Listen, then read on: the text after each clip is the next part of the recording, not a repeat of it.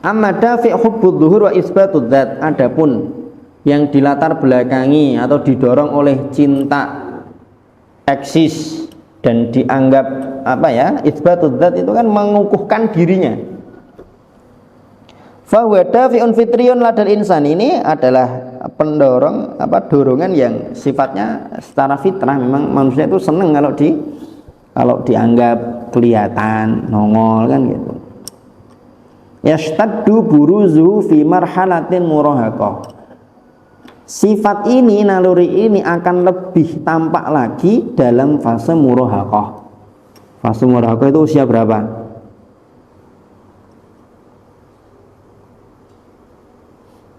Fase murahaqah itu fase usia berapa? Usia menjelang balik dan beberapa tahun setelah balik, itu murahaqah.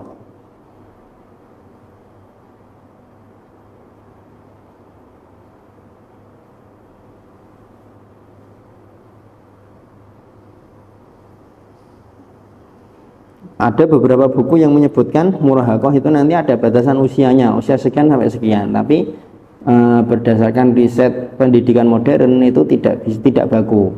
Jadi murahaqah itu ya usia labil lah, murahaqah ya. Usia labil. Kalau di dunia pendidikan biasanya murahaqah itu antara kelas 3 SMP sampai kelas 1 SMA.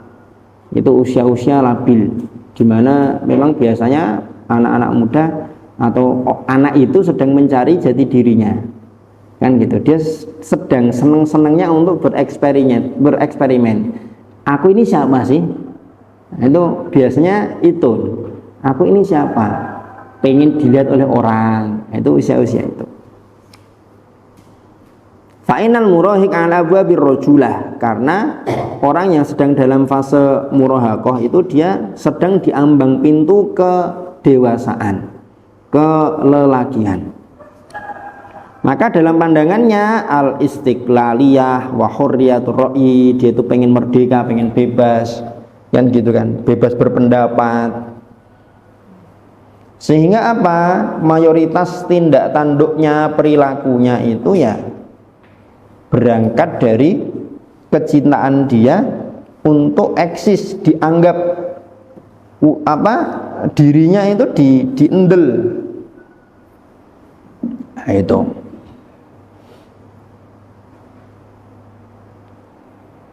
diistimewakan dan lain sebagainya.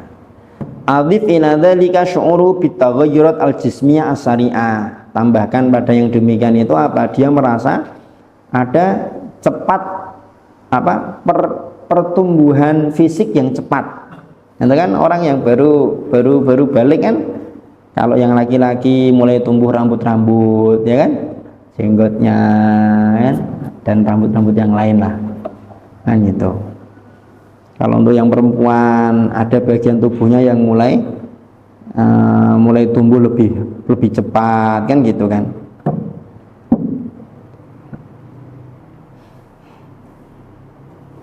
Wa minal masyakil allati yusiru hadafi hubbi dzuhur ladatul lab, di antara masalah yang ditimbulkan karena latar belakang ini, satu, at-tanazu' haulal amkinah qurbal muallim, persengketaan seputar tempat di dekat guru, karena dia pengen dilihat oleh gurunya, oleh ustadznya.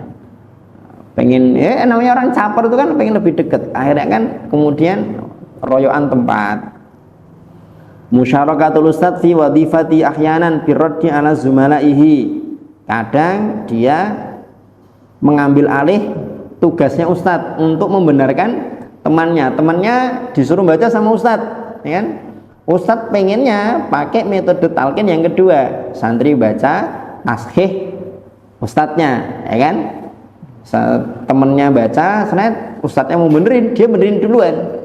Kenapa? Karena dia pengen eksis, pengen dilihat, pengen dipandang. Au bit tadakhul fi ma la ya'ni, atau bahkan kadang ikut campur pada sesuatu yang dia tidak punya urusan apa-apa.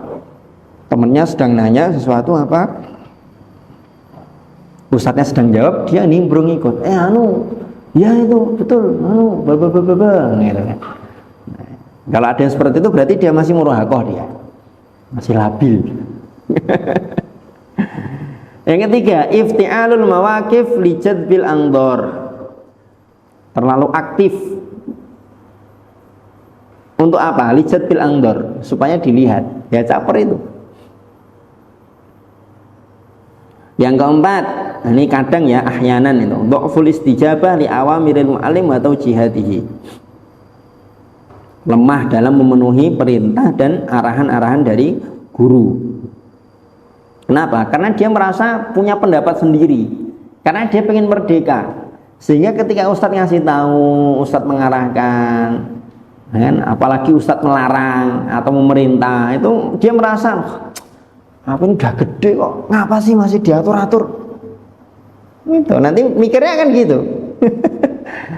Padahal sebenarnya ustadz tidak pengen apa ya, tidak pengen bikin kandang untuk dia, membatasi dia, enggak, bukan, tapi ingin ngarahkan sebenarnya, kan gitu. Nah solusinya gimana? Solusinya yakunu bi isy'arid thalib bil ihtimam bihi. Yang pertama caranya adalah buat santri merasa diperhatikan. Isy'ar itu kan membuat orang lain merasa, isy'arid thalib membuat murid merasa bil ihtimam bihi, diperhatikan. Wa ifsahil majal liduhuri qudratihi wa mawahibihi, meluaskan tempat, memberikan panggung kepada dia untuk menampakkan kemampuan dia, kebolehan dia, kan gitu. Jadi kasih kesempatan untuk dia tilawah depan teman-temannya, misalkan kasih kesempatan untuk dia menyampaikan pendapatnya, misalkan, kan gitu, supaya dia tidak haus diperhatikan, supaya dia tidak kekurangan tempat untuk mengekspresikan keinginan dia, kan gitu. Jangan dihalangi terus, apalagi diatosi terus. Anak yang masih fase murhaqah itu dia ibarat aliran sungai yang begitu deras. Dia tuh ininya tuh deras sekali. Sebagai guru, kalau kita bendung, sekuat apapun bendungan kita, yakin suatu saat akan jebol. Kalau udah jebol, banjir bandang. Bayangkan aja, air sungai itu ngalir terus, kasih bendungan yang tinggi menjulang, tebel, tapi air itu nggak pernah berhenti, ngocor terus. Suatu saat ketika bendungan yang kita buat ini jebol, apa yang terjadi? Banjir bandang. Dan itu diantara banyak kesalahan para murabi, kan gitu. Jadi caranya bukan dibendung, tapi arahkan. Ustadz pengen supaya potensi dia itu dialirkan ke sini, ya sudah, buat parit, buat cabang sungai ke arah mana, diarahkan, bukan dibendung. Dibendung rusak itu. Dan seringnya justru malah nanti akan semakin membangkang, kan gitu, semakin melawan terus. Wala'alla min khairil asalib, di antara cara yang terbaik yang bisa diikuti untuk menyikapi anak dalam fase murahaqah ini adalah apa? Uslubul musahabah. Uslubul musahabah. Jadi memosisikan dia sebagai sahabat. Musahabah itu kan ngancani, nemenin, kan gitu. Yang namanya temen itu gimana sih?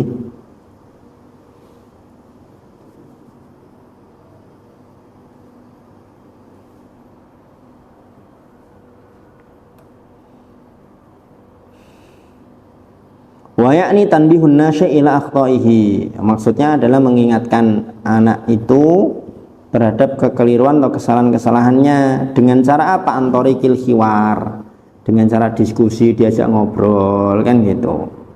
Kalau anak usia 0 sampai 7 itu kan ya memang fasenya fase-fase main dia, kan gitu. Usia 8 sampai 14 itu ya dia usia-usia memang masih dididik, diarahkan. Tapi usia 15 ke sana itu udah nggak bisa lagi diatur seperti anak 8 sampai 14, kan gitu. 8-14 dibentak mungkin dia berhenti, kan gitu. Kasih tahu dengan agak keras dia mungkin berhenti. Tapi usia 15 ke sana itu udah nggak bisa lagi. Ya mungkin sebagian bisa, tapi kalaupun bisa kan nanti dia akan menyimpan sesuatu dalam hatinya. Maka metodenya adalah dengan cara hiwar. kan gitu. Misalkan ada anak dipanggil ke ruang kepala sekolah, suruh manggil orang tuanya. Nah, orang tuanya jangan langsung ngaploki dia di sana, jangan langsung bentak-bentak dia di sana, biar pulang dulu kan gitu. Biar tenang dulu, nanti diajak ngobrol kan gitu. Gimana, sudah ada yang mau diceritakan belum ke Abi? Yang gitu. Kalau masih diem ya sudah, yo wis ora apa-apa. Nanti aja nggak apa-apa ceritanya sama Abi. Sekarang pengen apa? Gitu. Kalau masih diem ya wis terserah kamu, sana di kamar pemain apa, nggak apa-apa. Sampai nanti dia terbuka mau ngobrol. Wal hujjah al muqni'ah, yang kedua adalah argumentasi yang memuaskan. Argumentasi yang memuaskan, jangan sampai ketika kita ngobrol menyampaikan sesuatu kepada anak yang fase murahakoh ini argumentasi kita lemah. Kalau argumentasi kita lemah nanti akan dikejar terus sama dia. Watanasuh, saling menasihati. Wal bana, apa namanya bana itu ya mendidik. Sebagaimana petunjuk Rasulullah dalam kisah seorang pemuda yang minta izin untuk berzina, ya kan diajak ngobrol itu kan sama Rasulullah. Setelah diajak ngobrol kan dikasih argumentasi yang memuaskan. Iya, nek misale sing dizina iki ibumu, anakmu itu, dulurmu itu, lekmu, bibikmu, tantemu, kira-kira gimana? Itu kan hujjah mukniah betul bagi dia kan. Oh iya, dia langsung berpikir logis. Oh iya, nah ibuku piye yo kan gitu. Setelah itu baru masuk ke tanasuh, nasihati kan gitu. Ketika dia sudah merasa nggak punya argumentasi lagi, udah runtuh keyakinan dia, yang dia merasa pengen merdeka tadi itu udah runtuh. Di situ kita bisa masuk untuk ngasih nasihat. Tapi ketika dia masih mempertahankan argumentasi dia, kita ngasih nasihat, alah. Kan gitu. Ini yang kedua, masalah yang timbul karena dorongan pengen eksis.